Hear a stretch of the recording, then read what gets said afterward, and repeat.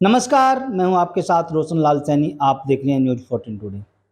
उत्तर प्रदेश निकाय चुनाव का पूरी तरह से संपन्न हो चुका है। मतगणना हुई और मतगणना के 13 दिन बाद सभी महानगर के जो महापौर हैं, नगर पंचायत के अध्यक्ष हैं, नगर पालिका अध्यक्ष हैं, पार्षद हैं, सभासद हैं, सभी ने अब अपने अपने पद के लिए शपथ ग्रहण कर लिए हैं। क्या कुछ कार्यक्रम रहेगा आगे का, किस तरह से अपने जो कार्यकाल है इस आने वाले 5 साल में किस तरह से लेकर ये तमाम जो चुने गए पालिका अध्यक्ष हैं या महापौर हैं, किस तरह से लेकर के चलेंगे, क्या कुछ इनकी प्राथमिकताएं रहेंगी, जिस पूर्ववर्ती जो महापौर या नगर पालिका अध्यक्ष रहे हैं उनके कार्यकाल में जो अधूरे पड़े कार्य हैं उनको किस तरह से संपन्न कराया जाएगा। इस पर बात करने के लिए हमारे साथ सहारनपुर के महापौर डॉक्टर अजय कुमार सिंह हैं, उनसे बात करते हैं। मेयर साहब, आपका न्यूज़ 14 टुडे में स्वागत है। सबसे पहले तो यही जानना चाहेंगे, लोगों को क्या कहना चाहेंगे, कल आपने शपथ ग्रहण कर लिया है महापौर पद के लिए। जिस तरह से कल आपने देखा एक भव्य शपथ ग्रहण समारोह का आयोजन हुआ और जो लोगों का अपार प्रेम वहाँ दिखाई दे रहा था, विश्वास दिखाई दे रहा था, उत्साह दिखाई दे रहा था, मुझे पूरी आश्वस्त हूँ मैं इस तरह से कि वह ऊर्जा के रूप में परिवर्तित होगा और आने वाले 5 वर्षों में यह ऊर्जा इस नगर निगम की दिशा और दशा बदलने में कामयाब रहेंगे हम इसके द्वारा। क्या कुछ प्राथमिकताएं रहेंगी सहारनपुर महानगर के लिए? देखिए, प्राथमिकता होगी कि हम लोग नगर का सुंदर बनाएं। ऐसा सही माननीय यशस्वी मुख्यमंत्री जी का आदेश है कि हर नगर बहुत ही सुंदर दिखाई देना चाहिए। इस सुंदरता तक पहुंचने के लिए पानी का निस्तारण की प्रक्रिया है, जो सड़कों का निर्माण है, लाइटिंग है, पार्कों का सुंदर होना है, जल संचय को लेकर है और जो भी जल के हमारे स्रोत हैं उनको लेकर जो भी चीज़ें हैं उनको बहुत ही सुंदर तरीके से नए तरीके से किया जाएगा। और जो भी इस समय की बेस्ट टेक्नोलॉजी अवेलेबल होगी, आने वाले 10 वर्षों में शहर कैसा दिखाई दे, उसके दूरगामी कैसे अंतर दिखाई दे, ट्रैफिक कंट्रोल कैसा दिखाई दे, उन सब विषयों पे विस्तृत रूप से चर्चा करके काम शुरू किया जाएगा। सहारनपुर स्मार्ट सिटी योजना में भी चुना गया है। लगातार कई सालों से स्मार्ट सिटी योजना के तहत विकास कार्य भी चल रहे हैं। जो अधूरे पड़े कार्य हैं वो उनको किस तरह से देखते हैं, कितनी चुनौतीपूर्ण आप लोगों के लिए रह सकते हैं?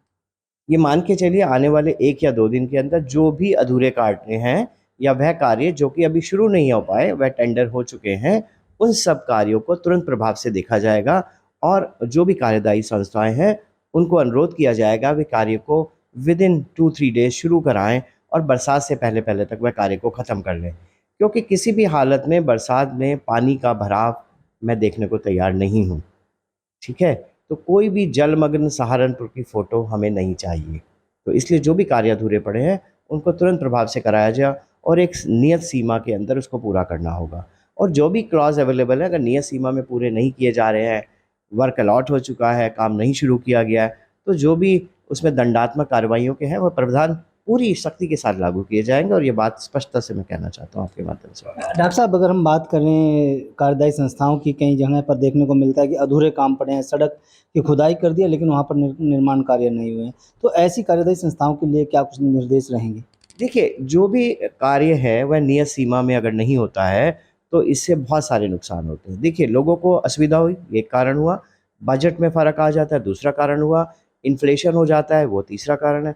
बहुत सारी ऐसी समस्याएँ हैं जिनके बहुत नुकसान होते हैं। हादसे भी हो जाते हैं। ये हादसे भी हो जाते हैं, कई बार गड्ढे खुदे हुए हैं, लोगों को चोट पहुँच जाती है, तो इस पे सख्त कार्रवाई होगी, दंडात्मक कार्रवाई होगी, ये बात बिल्कुल स्पष्टता से है।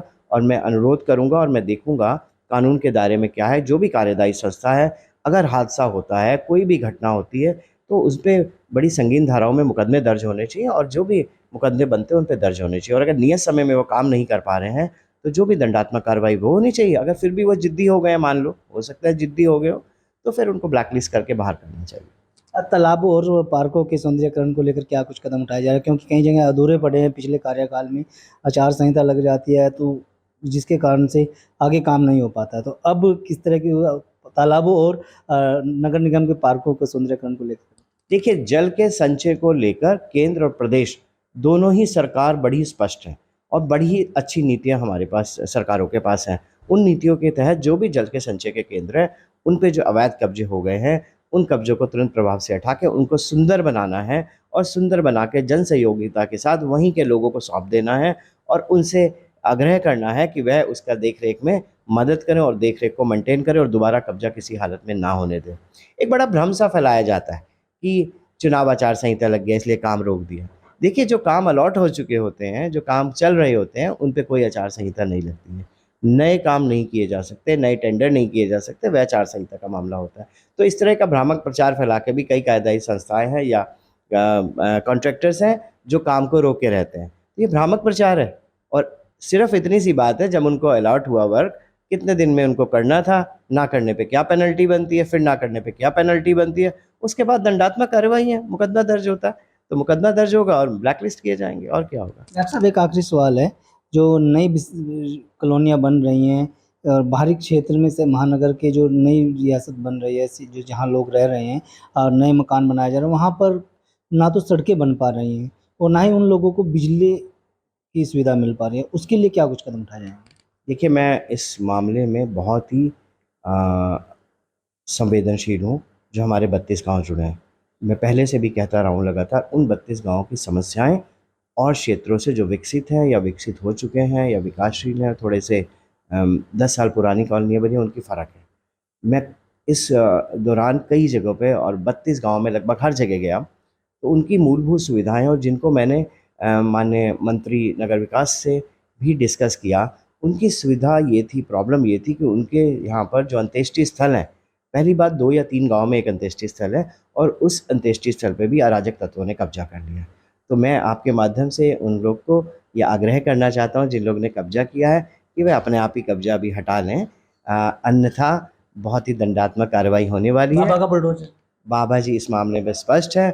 बाबा जी ने कहा हुआ है कि कोई भी अगर सरकारी स्थान पर कब्ज़ा करता है, उस पर मुकदमा संगीन धाराओं में दर्ज हो और यह नज़ीर बने। तो यह नज़ीर बनाने का जो बाबा जी का आदेश है, ये हम पालन करेंगे। उन अंत्येष्टि स्थलों का सौंदर्यीकरण करेंगे, उनका निर्माण करेंगे और वहाँ के लोगों को उसको सौंपेंगे ताकि वह उसको यूज़ कर पाएँ। इसमें कोई कहीं से कहीं तक की भ्रम की स्थिति ना रहे। तो मेरा आपके माध्यम से सभी लोगों को अनुग्रह भी है, निवेदन भी है, जो भी सरकारी भूमि है, अंत्येष्टि स्थल हैं, पार्क हैं, तालाब हैं, उस पे से अपने आप ही धीरे-धीरे अब बिल्कुल इज़्ज़त के साथ ससम्मान कब्जे हटा लें। क्योंकि ना हटाने की दृष्टि में स्पष्ट निर्देश है सरकार के, संगीन धाराओं में मुकदमे दर्ज हों और बहुत सारे उसमें क्लॉज़ हैं जो आप पूरे प्रदेश में होते देख रहे होंगे और उसकी बयार भी सहारनपुर में बहने वाली है। डॉक्टर साहब, अगर जाम की स्थिति से सहारनपुर जूझ रहा है और कहीं न कहीं देखा जाए तो जो व्यापारी वर्ग है वो भी अतिक्रमण किए हुए हैं। तो जाम से निजात दिलाने के लिए व्यापारियों से क्या कुछ अपील करें? देखिए, व्यापारी वर्ग जो है वह राष्ट्र की सेवा में समर्पित है, राष्ट्र को टैक्स देता है, सारे कार्य करता है। वो जो अतिक्रमण मैं कहूँ तो मुझे अच्छा नहीं लगेगा, 1 फुट, 1.5 फुट, 2 फुट कुछ लोगों ने थड़े बढ़ा लिए। वो इसलिए बढ़ा रही है, उनके यहाँ पानी आ जाता था, इसलिए बढ़ा लिए, पानी बरसात के दौरान वो निकल नहीं पाते थे, उसको अतिक्रमण की श्रेणी में रखना ठीक नहीं है। तो लेकिन जो भी व्यापारी हैं, उनसे बातचीत कर कर, अच्छी तरह से उनको समझाकर, उस आगे के थड़ों को हटाकर, पानी की निकासी को ठीक करके उसको इतना सुंदर बनाया जाएगा कि उनकी समस्या भी हल हो जाए और उनके व्यापार में निरंतर वृद्धि हो। और उन्हीं जो व्यापार मंडल है, उन्हीं से आग्रह किया जाएगा, इसकी देख-रेख की ज़िम्मेदारी उनकी है। सौंदर्यीकरण वैसा होगा जैसे उनकी इच्छा है, जो उनको व्यापार को बढ़ाने में माध्यम बने। कई बार एक आध लोग होते हैं, पूरे लोग नहीं हैं व्यापारी, एक आध लोग होते हैं जो ज़िद्दी प्रवृत्ति के होते हैं। तो ये मान के चलें कि एक आध व्यक्ति जो ज़िद्दी प्रवृत्ति का है, वह पूरे मार्केट को, पूरे समाज को, पूरे नगर को ख़राब नहीं कर सकता, वह भी तैयार रहे। लेकिन बाकी ज़्यादातर लोग, और मैं तो कहूँगा सभी लोग, सहर्ष इसके लिए तैयार होंगे, क्योंकि अतिक्रमण और विकास दोनों को साथ-साथ लाना पड़ेगा। अतिक्रमण को हटा के इतना सुंदर स्थान दो कि उनका व्यापार बढ़े, वो सहर्ष इसको स्वीकार करेंगे। बिल्कुल, देखिए ये थे हमारे साथ महापौर डॉक्टर अजय कुमार सिंह, जिन्होंने न्यूज़ 14 टुडे से बातचीत में साफ कर दिया है कि अब वो मेयर की कुर्सी पर बैठ गए हैं और जितना सुंदर सहारनपुर के लोग शहर को बनाना चाहते हैं, उन्हीं की अपेक्षाओं के साथ शहर को उतना ही विकसित और सुंदर बनाया जाएगा। लेकिन जनता को के सहयोग के बिना ये सब संभव नहीं होगा। और इनका ये भी कहना है कि जिस तरह से सहारनपुर महानगर जाम से जूझ रहा है, कुछ व्यापारी वर्ग के जो लोग हैं, जो एक आध जो बताए जा रहे हैं जिन्होंने अतिक्रमण किया हो, वो स्वेच्छा से अपना अतिक्रमण हटा लें और जो जिन परिस्थितियों के कारण अतिक्रमण किया हुआ है, उन परिस्थितियों को जल्द ही दूर किया जाएगा और शहर और मार्केट को बहुत ही सुंदर बनाया जाएगा। ताजा तरीन खबरों के लिए बने रहिए न्यूज 14 टुडे के साथ। नमस्कार। अगर आप ये खबर फेसबुक पर देख रहे हैं तो वीडियो को लाइक करके पेज को फॉलो करें। इसके अलावा अगर आप इस खबर से यूट्यूब के जरिए जुड़े हैं तो चैनल को सब्सक्राइब करके बेल आइकन दबाना बिल्कुल ना भूलें। नमस्कार।